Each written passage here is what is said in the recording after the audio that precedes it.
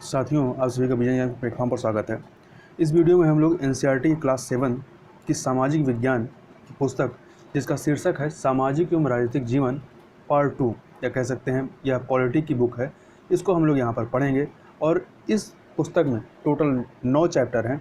आज के दिन हम लोग जो इसका अध्याय 1 या चैप्टर 1 है जिसका शीर्षक है समानता, इसको यहाँ पर हम लोग पढ़ेंगे। तो ये जो चैप्टर है, इस चैप्टर को हम लोग एक कहानी के माध्यम से समझेंगे जिसके कई सारे पात्र हैं, जिन पात्रों के नाम थोड़ा सा हम लोग देख लें। जैसे कि इसमें आप एक व्यक्ति देख रहे हैं, छोटे लाल, जो कि किसान हैं। इसके अलावा मंजीत कौर जो हैं वो शिक्षिका हैं, तेजा सिंह जो हैं ये एक व्यापारी हैं, गिरीश राव एक छात्र हैं, और कांता देवी घरेलू कामगार हैं, और सुजाता कुमारी भी घरेलू कामगार हैं। कांता देवी और सुजाता कुमारी सहेलियाँ हैं। तो यहाँ पर थोड़ा सा यदि हम जो समानता वाला चैप्टर है इसके थोड़ा सा बैकग्राउंड देखें तो चूँकि भारत एक लोकतांत्रिक देश है, और जो इससे पहले ये क्लास 7 की पुस्तक है, जो क्लास 6 वाली पुस्तक थी, वहाँ पर लोकतंत्रीय सरकार है उसके जो मुख्य तत्व हैं उनके बारे में बताया गया, जैसे कि लोगों की भागीदारी, संघर्षों का शांतिपूर्ण समाधान, समानता और न्याय। तो समानता जो है लोकतंत्र की मुख्य विशेषता है और इसकी कार्यप्रणाली के सभी पहलुओं को जो है यह प्रभावित करती है। मतलब लोकतंत्र की जो भी कार्यप्रणाली हैं उसको समानता का जो गुण है यह प्रभावित करती है। ये जो चैप्टर है हमारा पहला चैप्टर, इस अध्याय में हम लोग समानता के बारे में और अधिक जानेंगे कि यह क्या है, लोकतंत्र के लिए आवश्यक क्यों है, और भारत में सब समान है या नहीं। यह हम कांता की कहानी से चर्चा को आरंभ करते हैं। तो कांता की कहानी को देखते हैं। कांता की कहानी प्रारंभ होती है चुनाव के दिन से। तो चुनाव के दिन कांता और उसकी दोस्त सुजाता वोट डालने के लिए, मतदान करने की बारी का इंतज़ार लाइन में खड़े होकर कर रही हैं, और दोनों आपस में बात कर रही हैं। बात क्या कर रही हैं कि इसमें जो कांता है वह सुजाता से कहती है कि कितनी अच्छी बात है ना सुजाता कि हम सब अपने देश के समान नागरिक के रूप में वोट अर्थात मतदान डाल सकते हैं। और जैन साहब इनके जिस घर में यह काम करती है तो अर्थात इसके मालिक हैं, तो जैन साहब भी हमारे साथ इसी लाइन में खड़े हैं। तो सुजाता कहती है हाँ बिल्कुल। अब इनकी बारी आती है, तो चल कांता अब तेरी बारी आई, सुजाता ऐसा कहती है। और जो कांता है वो कहती है मैं तो उसे वोट दूंगी जिसने हमारे मोहल्ले में पानी की पाइपलाइन लगाने का वादा किया है। तो इस प्रकार से यहाँ पे ये लोग मतदान दे लेते हैं। और इस लाइन में और भी व्यक्ति खड़े हैं, जैसे कि अब्दुल रहमान एक कारीगर हैं, शबनम बानो एक गृहिणी हैं, और वहीं ग्रेसी लैलिंग ये परामर्शदाता हैं, और आइजक लैलिंग ये सरकारी अधिकारी हैं, रुशखाना मिर्ज़ा ये मीडिया कर्मी हैं, और योगराज ये बेरोजगार व्यक्ति हैं, और अशोक जैन ये उद्योगपति हैं। ये लोग भी वोटिंग करने के लिए लाइन में खड़े हैं। अब जब ये लोग जो कांता और सुजाता हैं ये अपना मतदान कर चुकते हैं, तो उसके बाद की थोड़ी सी कहानी है कि जो इनके साहब जैन साहब थे वो कहते हैं कि बाद में आना, मतलब घर पे काम करने के लिए। और कांता जो है उनको नमस्ते करती हुई निकल जाती है, और दोनों आपस में बात करती हैं। कांता जो है सुजाता से बताती है कि गुड़िया जो है, मतलब कांता की जो बेटी है, वो बुखार में पड़ी है और उसे अस्पताल लेकर जाना है।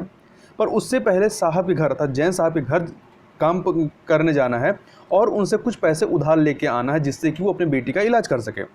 अब जब यह घर पर आती है, घर पर अपने बेटी से कहती है कि लो यह पी लो, कुछ अच्छा लगेगा तुझे, और मतलब कुछ इसको गर्म जो है लिक्विड पीने को देती है, और कहती है कि जब मैं शाम को लौटूंगी तो अपने साथ अस्पताल लेके चलूँगी। और इसके बाद जब यह काम करने के लिए निकलती है तो अपने मोहल्ले की जो दशा है उसको देखती है, और यह सोचती है कि गुड़िया अर्थात उसकी जो बेटी है वो बार बार बीमार क्यों नहीं पड़ेगी, और क्या होगा इस बस्ती में, जो इस बस्ती में रह रही, क्योंकि वह बस्ती जो है काफ़ी गंदी रहती है, यहाँ पर साफ़ सफाई वहाँ पर नहीं होती है। और इसके बाद यह अपने साहब के घर जाती है साफ़ करने के लिए, जहाँ पर इनकी मैडम जो हैं घर की मालकिन, वो इससे कहती है कि किस तरीके से पोछा लगाना, मतलब कोने को अच्छे से साफ़ करना है। इसके बाद जो है कांता अपने मालकिन से पैसे भी मांगती है, और मालकिन जो है कांता को पैसे भी देती है। तो कहती है कि मालकिन जो है कांता से कहती है, कांता ये ले तेरे पैसे, पर पहले से पैसे मांगने की जो आदत मत बना, समझी। मतलब एक एडवाइस भी देती हैं कि इस तरीके से पहले पैसे मत मांगा करो। और कांता जो कहती जी मैडम नहीं बनाऊंगी। और उस शाम को जो है कांता अपनी बेटी को लेकर के अस्पताल जाती है और कहती है बस ज़रा सी देर और बेटी, और लाइन में लगी रहती है। और यहाँ जब लाइन में एक लंबी कतार में खड़ी होती है अस्पताल में, तो यह सोचती है कि जैन मैडम और जैन साहब वोट डालने, तो मतदान डालने के लिए लाइन में भले ही खड़े हों, पर अपने बच्चों के इलाज के लिए उन्हें लाइन में लगना नहीं पड़ता। तो जो पहले जब वोटिंग के टाइम में जो एक समानता का भाव इसके अंदर था, वो यहाँ पर नहीं आता है। तो ये एक कहानी थी। अब इसमें हम लोग इसको थोड़ा सा और समझते हैं। तो ये जो मताधिकार की समानता है, पहले इसको बात समझ लेते हैं। तो कहानी का जो प्रारंभ है, जैसा कि हम लोगों ने देखा कि कांता के वोट मतदान देने की लाइन में खड़े होने से होता है। पुनः उन विभिन्न लोगों की ओर वह जो है पुनः उन विभिन्न लोगों की ओर देखते हैं हम लोग जो उसके साथ लाइन में खड़े हैं। कांता अपने मालिक अशोक जैन को पहचान लेती है और अपने पड़ोसी छोटेलाल को भी। भारत जैसे कि लोकतांत्रिक देश में सब वयस्क लोग हैं उनको मत देने का अधिकार है, चाहे उनका धर्म कोई भी हो, शिक्षा का स्तर या जाति कुछ भी हो, वह गरीब हो या अमीर हो।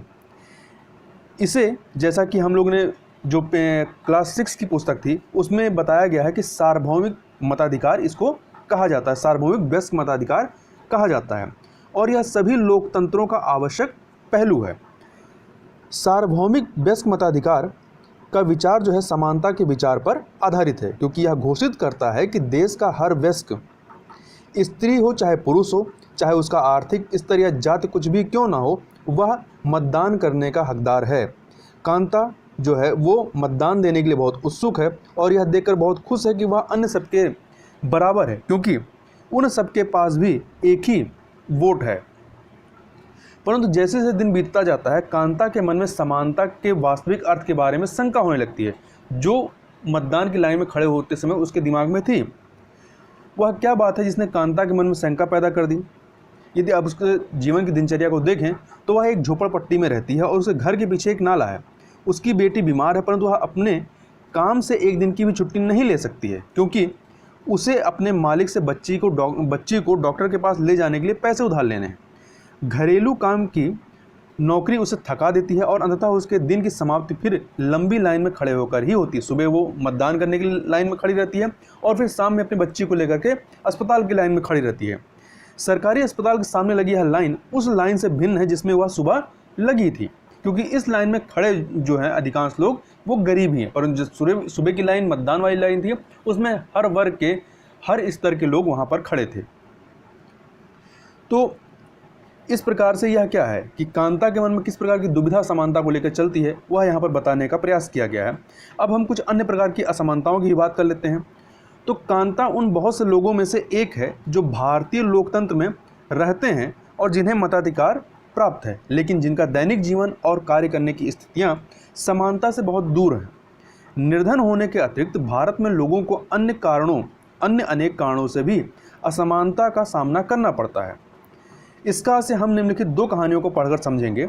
ये दोनों ही वास्तविक घटनाओं पर आधारित हैं और भारत में होने वाली विभिन्न प्रकार की असमानताओं पर ये प्रकाश डालती हैं। पहला है, भारत में सामान्यतः प्रचलित असमानताओं में से एक है जातिगत व्यवस्था। यदि आप ग्रामीण भारत में रहते हैं तो जातिगत पहचान का अनुभव शायद बहुत छोटी आयु में ही हो जाता है।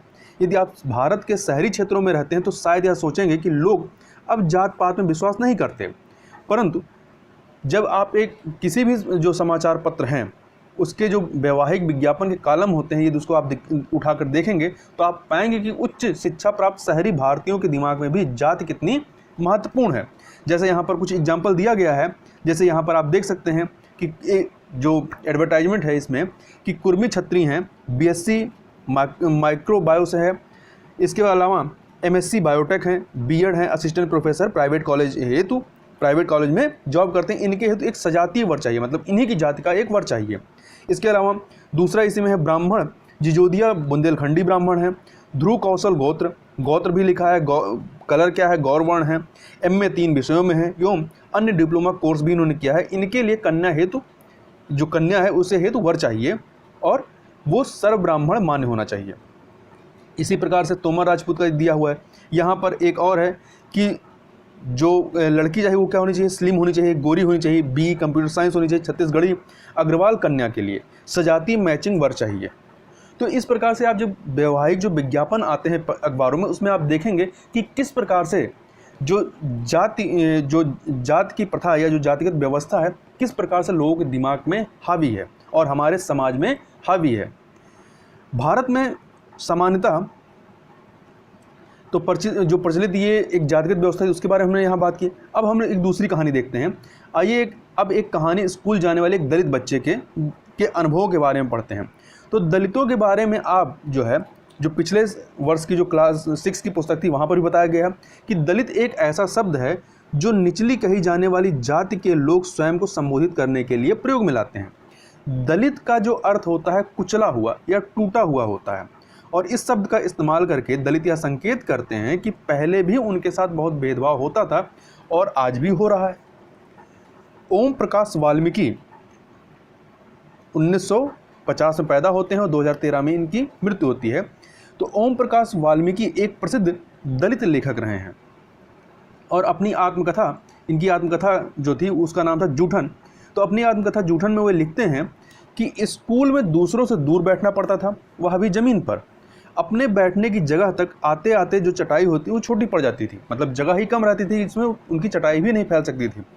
कभी कभी तो एकदम पीछे दरवाजे के पास बैठना पड़ता था जहाँ से बोर्ड पर लिखे अक्षर धुंधले दिखाई पड़ते थे। कभी कभी बिना कारण पिटाई भी कर देते थे या पिटाई भी हो जाती थी। जब वो कक्षा 4 में थे तो प्रधानाध्यापक जो प्रिंसिपल थे उन्होंने ओम प्रकाश से स्कूल और खेल के मैदान में झाड़ू लगाने को कहा। ओम प्रकाश वाल्मीकि लिखते हैं कि लंबा चौड़ा मैदान मेरे वजूद से कई गुना बड़ा था, जिसे साफ करने में मेरी कमर जो है वो दर्द करने लगी।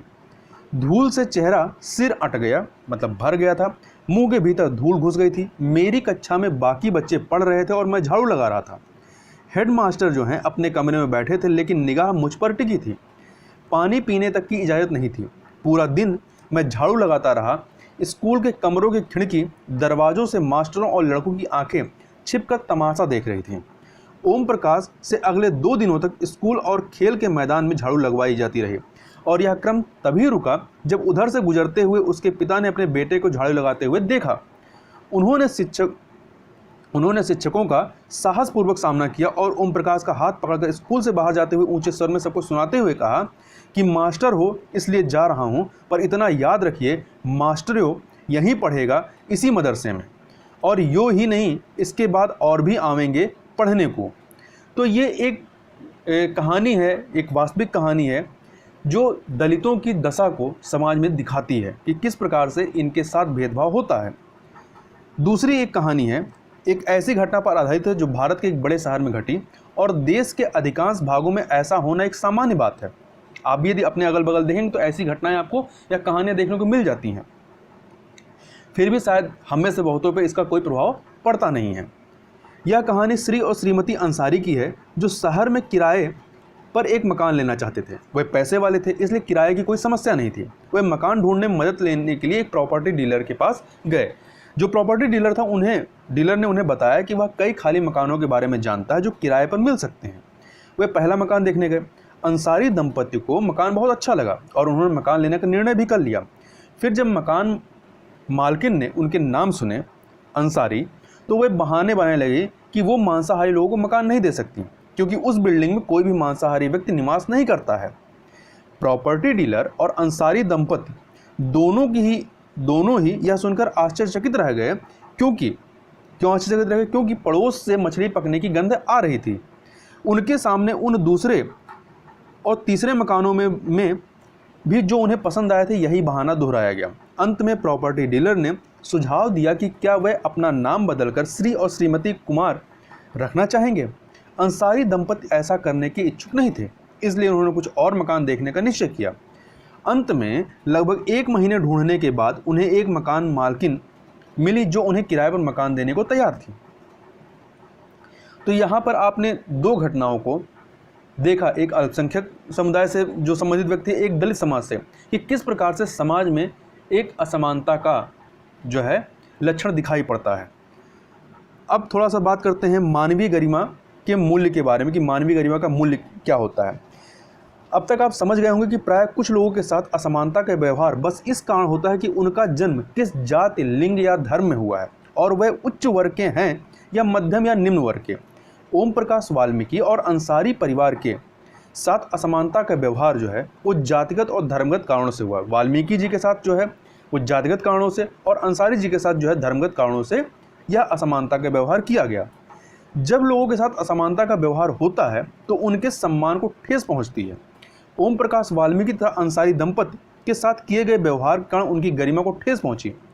ओम प्रकाश वाल्मीकि की यदि बात करें तो उनकी जात के कारण स्कूल में झाड़ू लगवाकर शिक्षकों और छात्रों ने उनके सम्मान को बुरी तरह आहत किया और उन्हें यह महसूस कराया कि वे विद्यालय के अन्य छात्रों के समान नहीं हैं, उनसे कमतर हैं।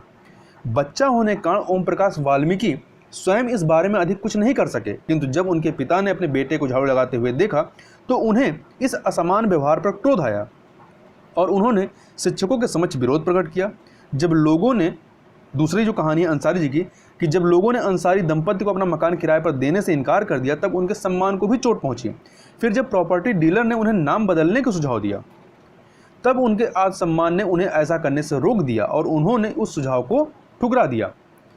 ओम प्रकाश और अंसारी दंपति के साथ ऐसा व्यवहार नहीं होना चाहिए था। वह उसी सम्मान और उसी गरिमा के हकदार थे जो अन्य किसी व्यक्ति को मिलती है। जैसे कि एक एग्जाम्पल आप ले सकते हैं कि 1975 में जो दीवार मूवी आई थी अमिताभ बच्चन की, उसमें एक जगह पे सीन था कि फिल्म में जूते पॉलिश करने वाला एक लड़का जो है वो फेंक कर दिए गए पैसे को उठाने से इनकार कर देता है। वह मानता है कि उसके काम की भी गरिमा है और उसे उसका भुगतान आदर के साथ किया जाना चाहिए। ठीक है, तो ये गरिमा को परिभाषित करता है, किसी व्यक्ति की गरिमा होती है। अब हम लोग भारतीय लोकतंत्र में समानता की बात कर लेते हैं, इक्वलिटी की। तो भारतीय संविधान सब व्यक्तियों को समान मानता है।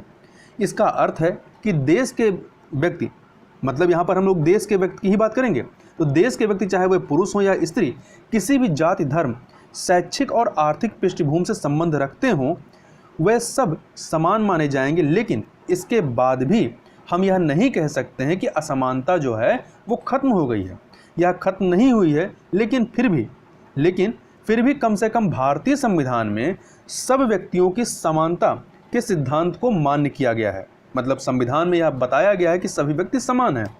जहां पहले भेदभाव, मतलब संविधान के पहले पहले भेदभाव और दुर्व्यवहार से लोगों की रक्षा करने के लिए कोई कानून नहीं था, अब अनेक कानून लोगों के सम्मान तथा उनके साथ समानता के व्यवहार को सुनिश्चित करने के लिए मौजूद हैं जब से संविधान लागू हुआ। यदि हम संसद की बात करें तो संसद हमारे लोकतंत्र का आधार स्तंभ है और हम अपने निर्वाचित प्रतिनिधियों के माध्यम से उसमें प्रतिनिधित्व पाते हैं। अब आगे चलते हैं। समानता को स्थापित करने के लिए संविधान में जो प्रावधान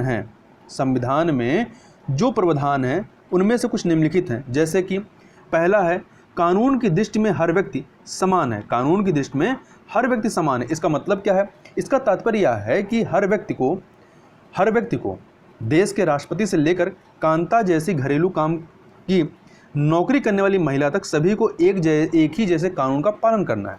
दूसरा, किसी भी व्यक्ति के साथ उसके धर्म, जाति, वंश, जन्म स्थान और उसके स्त्री या पुरुष होने के आधार पर भेदभाव नहीं किया जा सकता है। तीसरा, हर व्यक्ति सार्वजनिक स्थानों पर जा सकता है। इन सार्वजनिक स्थानों में जिनमें खेल के मैदान, होटल, दुकानें और बाजार आदि सम्मिलित हैं। सब लोग सार्वजनिक कुओं, सड़कों और नहरों, नहाने के घाटों का उपयोग कर सकते हैं। चौथा, अस्पृश्यता अर्थात अनटचेबिलिटी का उन्मूलन कर दिया गया है। शासन ने संविधान द्वारा मान्य किए गए समानता के अधिकार को दो तरह से लागू किया है। कैसे लागू किया है? पहला तो कानून के द्वारा। ठीक है, समानता के अधिकार को कैसे लागू किया? दो तरीके से। पहला कानून के द्वारा और दूसरा सरकार की योजनाओं और कार्यक्रमों द्वारा सुविधा विहीन समाजों की मदद करके। यहाँ पर आगे बढ़ने से पहले एक फैक्ट याद रखिएगा कि जो आपका सतत विकास लक्ष्य है, सस्टेनेबल डेवलपमेंट गोल, जिसको 2030 तक हमें अचीव करना है, उसका जो उसमें 17 गोल बताए गए हैं, उसमें जो गोल नंबर 2 है वो किससे संबंधित है? वो जीरो हंगर संबंधित है, भुखमरी समाप्त करने से संबंधित है। इस फैक्ट को याद रखिएगा। आगे बात करते हैं कि भारत में ऐसे अनेक कानून हैं जो व्यक्ति के साथ समान व्यवहार प्राप्त करने के अधिकार की रक्षा करते हैं। कानून के साथ साथ सरकार ने उन समुदायों जिनके साथ सैकड़ों वर्षों तक असमानता का व्यवहार हुआ है, उनका जीवन सुधारने के लिए अनेक कार्यक्रम और योजनाएं लागू की हैं। ये योजनाएं यह सुनिश्चित करने के लिए चलाई गई हैं कि जिन लोगों को अतीत में अवसर नहीं मिले, अब उन्हें अधिक अवसर प्राप्त हों। इस दिशा में सरकार द्वारा उठाया गया एक कदम है मध्याह्न भोजन की व्यवस्था, मिड डे मील जो स्कीम है वह, इस कार्यक्रम के अंतर्गत सभी सरकारी प्राथमिक स्कूलों के बच्चों को दोपहर का भोजन स्कूल द्वारा दिया जाता है। यह योजना जो है भारत में सर्वप्रथम तमिलनाडु राज्य में प्रारंभ की गई। तो यह फैक्ट के रूप में याद रखिएगा कि पूछा जा सकता है मिड डे मील जो स्कीम है सर्वप्रथम कहाँ पर प्रारंभ की गई थी, तो तमिलनाडु में प्रारंभ की गई थी। और दूसरी बात यहाँ पर फैक्ट याद रखिएगा, यह प्रारंभ कब हुई थी, तो 15 अगस्त 1995 को यह प्रारंभ होती है। और आगे चल करके 2001 में उच्चतम न्यायालय सुप्रीम कोर्ट ने सभी राज्य सरकारों को इसे अपने स्कूलों में 6 माह के भीतर या अंदर आरंभ करने के निर्देश दिए।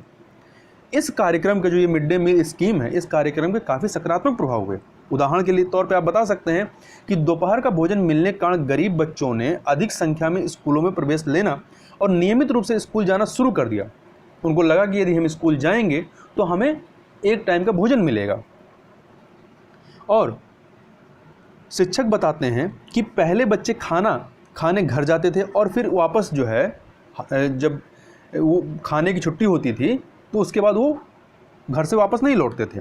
परंतु अब जब से स्कूल में मध्याह्न भोजन मिलने लगा, मिड डे मील मिलने लगा है, उनकी उपस्थिति में सुधार हुआ है। वह माताएं जिन्हें पहले अपना काम छोड़कर दोपहर को बच्चों को खाना खिलाने के लिए घर जाना पड़ता था, अब उन्हें ऐसा नहीं करना पड़ता है। और इसके अलावा इस कार्यक्रम से यह जो स्कीम चलाई गई, इससे जातिगत पूर्वाग्रहों को कम करने में भी सहायता मिली। क्यों? क्योंकि स्कूल में सभी जातियों के बच्चे साथ साथ भोजन करते हैं और कुछ स्थानों पर तो भोजन पकाने के लिए दलित महिलाओं को काम पर रखा गया है। मिड डे मील कार्यक्रम निर्धन विद्यार्थियों की भूख मिटाने में भी सहायता की है, जो प्रायः खाली पेट स्कूल आते हैं और इस कारण पढ़ाई पर ध्यान केंद्रित नहीं कर पाते हैं। तो यह उन गरीब बच्चों के लिए जिनके पास कह सकते हैं कि भोजन का सहारा भी नहीं है, उनके लिए काफ़ी मददगार साबित हुई है। यद्यपि शासकीय कार्यक्रम अवसरों की समानता बढ़ाने में महत्वपूर्ण भूमिका निभा रहे हैं। शासकीय जो कार्यक्रम, इस प्रकार की जो स्कीम है, वो अवसरों की समानता बढ़ाने में महत्वपूर्ण भूमिका निभा रहे हैं, किंतु अभी भी बहुत कुछ करने की आवश्यकता है। मिड डे मील स्कीम ने निर्धन बच्चों को स्कूल में प्रवेश और उनकी उपस्थिति तो बढ़ा दी, लेकिन फिर भी इस देश में वे स्कूल जहां अमीरों के बच्चे जाते हैं उन स्कूलों से बहुत अलग हैं। मतलब आप देखेंगे कि जहां पे जो अमीर बच्चे जाते हैं या जिनके पास साधन है, जो प्राइवेट स्कूलों में जाते हैं और जो आपके सरकारी स्कूलों में जाते हैं, तो उन स्कूलों के स्तर, वहाँ के जो एजुकेशन कह सकते हैं इन्वायरमेंट है, उनमें आप पूरी तरीके से डिफरेंसेस को देख सकते हैं। तो यह भी एक प्रकार की क्या है, इनइक्वलिटी है। तो आज भी देश के कई स्कूल हैं जिनमें ओम प्रकाश वाल्मीकि जैसे दलित बच्चों के साथ भेदभाव और असमानता का व्यवहार किया जाता है। इन बच्चों को ऐसी असमान स्थितियों में ढकेला जाता है जहां उनके सम्मान की रक्षा नहीं हो पाती है। ऐसा इसलिए क्योंकि कानून बन जाने के बाद भी लोग उन्हें समान समझने से इनकार कर देते हैं। इसका मुख्य कारण यह है कि दृष्टिकोण में, जो लोगों के दृष्टिकोण में बहुत धीरे धीरे परिवर्तन आता है। यद्यपि लोग यह जानते हैं कि भेदभाव का व्यवहार कानून के विरुद्ध है, फिर भी वे जाति, धर्म, अपंगता, आर्थिक स्थिति और महिला होने के आधार पर लोगों से असमानता का व्यवहार करते हैं। वर्तमान दृष्टिकोण को बदलना तभी संभव है जब लोग यह विश्वास करने लगें कि कोई भी कमतर नहीं है और हर व्यक्ति सम्मानजनक व्यवहार का अधिकारी है। प्रजातंत्रीय समाज में समानता स्थापित करना एक सतत संघर्ष है। ऐसा नहीं कि यह एक ही दिन में बदल जाएगा। इसको मतलब लगातार चलाते रहने की जरूरत है, इस संघर्ष को, जिसमें व्यक्तियों और विभिन्न समाजों को सहयोग देना है। ये जो हमारा यह पुस्तक है क्लास 7 की, इसमें हम लोग इसी के बारे में और अधिक अलग अलग चैप्टर में पढ़ेंगे। अब यदि हम थोड़ा सा बात करें कि अन्य लोकतंत्रों में समानता के मुद्दे कैसे हैं, क्या हमारे देश में या हमारे लोकतंत्र में ऐसा है कि अन्य लोकतंत्रों में भी ऐसा कुछ मुद्दे हैं। शायद आप सोच रहे होंगे कि क्या भारतीय लोकतंत्र ही ऐसा है जहां असमानता का अस्तित्व है और जहां समानता के लिए संघर्ष जारी है। नहीं, सच तो यह है कि संसार के अधिकांश लोकतांत्रिक या जो डेमोक्रेटिक कंट्रीज हैं वहाँ पे समानता के मुद्दे पर विशेष रूप से संघर्ष हो रहे हैं। उदाहरण के लिए संयुक्त राज्य अमेरिका में अफ्रीकी अमेरिकन लोग जिनके पूर्वज गुलाम थे और अफ्रीका से लाए गए थे, वे आज भी अपने जीवन को मुख्य रूप से असमान बताते हैं, जबकि 1950 के अंतिम दशक में अफ्रीकी अमेरिकनों को समान अधिकार दिलाने के लिए आंदोलन हुआ था। इससे पहले अफ्रीकी अमेरिकनों के साथ संयुक्त राज्य में बहुत असमानता का व्यवहार होता था और कानून भी उन्हें समान नहीं मानता था। उदाहरण के लिए बस से यात्रा करते समय उन्हें बस में पीछे बैठना पड़ता था। जो ब्लैक लोग होते थे उन्हें पीछे बैठना पड़ता था, और जब भी कोई गोरा आदमी बैठना चाहे तो उन्हें अपनी सीट से उठ जाना पड़ता था।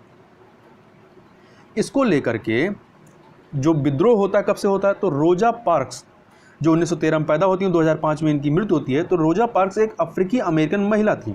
ये 1 दिसंबर 1955 को दिन भर काम करके थक जाने के बाद बस में उन्होंने अपनी सीट जो है एक गोरे व्यक्ति को देने से मना कर दिया। उस दिन उनके इनकार से अफ्रीकी अमेरिकनों के साथ असमानता को लेकर एक विशाल आंदोलन प्रारंभ हो गया, जो नागरिक अधिकार आंदोलन या सिविल राइट्स मूवमेंट कहलाया। तो याद रखिएगा, सिविल राइट्स मूवमेंट कब होता है, 1950 के अंतिम दशक में। इसके बाद 1964 के नागरिक अधिकार अधिनियम जो अमेरिका में लाया जाता है, उसने नस्ल, धर्म और राष्ट्रीय मूल, किसके नस्ल, धर्म और राष्ट्रीय मूल के आधार पर भेदभाव को निषेध कर दिया। इसने यह भी कहा कि अफ्रीकी अमेरिकन बच्चों के लिए सब स्कूलों के दरवाजे खोले जाएंगे और उन्हें उन अलग स्कूलों में नहीं जाना पड़ेगा जो विशेष रूप से केवल उन्हीं के लिए खोले गए थे। इतना होने के बावजूद भी अधिकांश अफ्रीकी अमेरिकन गरीब हैं। अधिकतर अफ्रीकी अमेरिकन बच्चे केवल ऐसे सरकारी स्कूलों में प्रवेश लेने की ही सामर्थ्य रखते हैं जहां कम सुविधाएं हैं और कम योग्यता वाले शिक्षक हैं, जबकि गोरे विद्यार्थी निजी स्कूलों में जाते हैं या उन क्षेत्रों में रहते हैं जहां के सरकारी स्कूलों का स्तर निजी स्कूलों जैसा ही ऊंचा है। आगे बढ़ने से पहले थोड़ा सा यहाँ पर जो है BR अम्बेडकर, भीमराव अम्बेडकर का एक वक्तव्य है, उसको थोड़ा सा देख लेते हैं। तो इन्होंने कहा कि अपने आत्मसम्मान को दांव पर लगाकर जीवित रहना जो है वो अशोभनीय है। आत्मसम्मान जीवन का सबसे जरूरी हिस्सा है, इसके बिना व्यक्ति नगण्य है। आत्मसम्मान के साथ जीवन बिताने के लिए व्यक्ति को कठिनाइयों पर विजय प्राप्त करनी होती है। केवल कठिन और निरंतर संघर्ष से ही व्यक्ति जो है बल, विश्वास और मान्यता प्राप्त कर सकता है। इसके अलावा इनका एक वक्तव्य और था कि मनुष्य जो है वो नाशवान है। हर व्यक्ति को किसी न किसी दिन मरना है, परंतु व्यक्ति को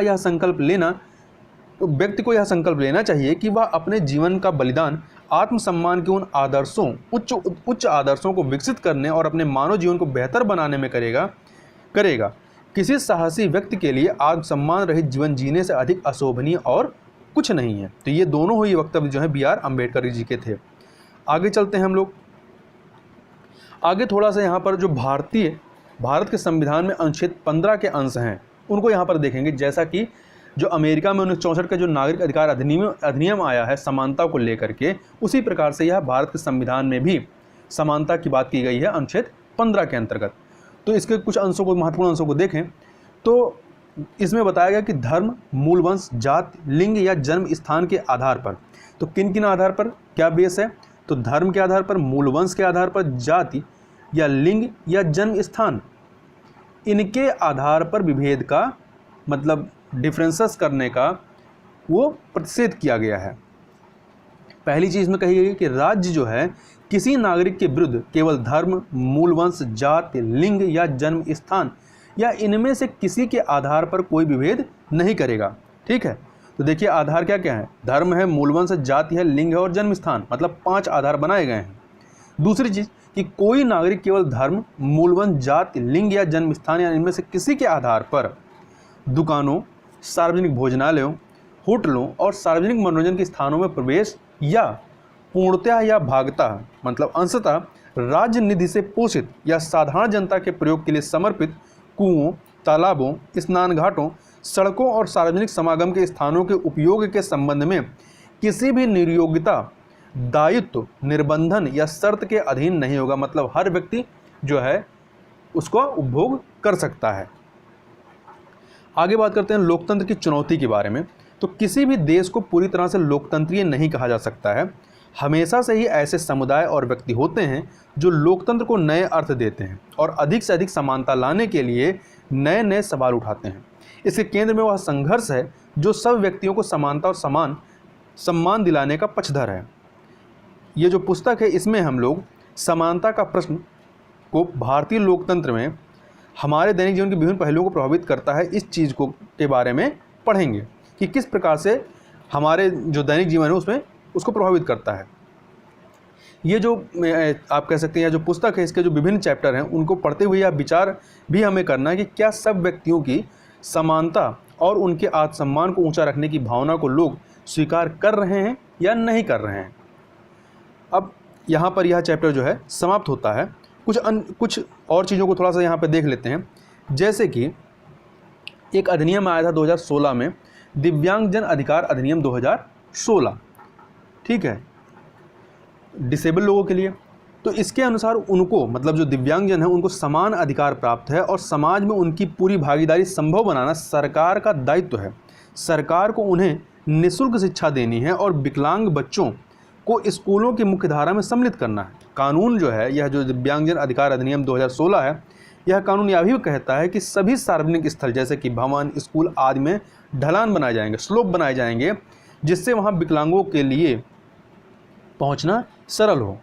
परंतु यदि आप यहाँ पर एक फिगर देखें या आप अपने अगल बगल भी कई जगह पे देखेंगे, तो क्या आप देखते हैं कि जो भी सार्वजनिक स्थल हैं वहाँ पे क्या सरकारों के द्वारा या वहाँ का जो प्रशासन है क्या उसके द्वारा इस प्रकार के साधन उपलब्ध कराए गए हैं, स्लोप बनाए गए हैं? तो उत्तर होगा नहीं।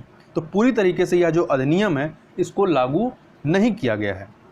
अब यहाँ पर कुछ शब्दों को देख लेते हैं, जैसे कि सार्वभौमिक वयस्क मताधिकार। यह क्या होता है? तो यह लोकतंत्रीय समाज का अत्यंत महत्वपूर्ण पहलू है। इसका अर्थ है कि सभी वयस्क, जैसे कि भारत की यदि बात करें तो यहाँ पर जो वयस्क माने जाएंगे, जो जिनको वोटिंग करने का अधिकार है, वो 18 वर्ष एवं उससे अधिक आयु के। तो सभी वयस्क नागरिकों को वोट देने का अधिकार है, चाहे उनकी सामाजिक या आर्थिक पृष्ठभूमि कुछ भी हो। शुरुआत में 21 वर्ष वाले ही व्यक्ति को वोटिंग का अधिकार था, बाद में संविधान संशोधन किया गया, 61वां संविधान संशोधन, उसके माध्यम से इसको 18 वर्ष कर दिया गया। इसके अलावा एक शब्द है गरिमा। गरिमा का क्या मतलब है? इसका तात्पर्य अपने आप को और दूसरे व्यक्तियों को सम्मान योग्य समझने से, मतलब एक दूसरे को सम्मान देना। संविधान क्या होता है? संविधान यह वह एक डॉक्यूमेंट है या दस्तावेज है जिसमें देश की जनता व सरकार, तो दोनों का है, ऐसा नहीं कि देश की जनता के लिए या केवल सरकार के लिए, देश की जनता व सरकार द्वारा पालन किए जाने वाले नियमों और अधिनियमों को निरूपित किया गया है। इसके अलावा अगला है नागरिक अधिकार आंदोलन।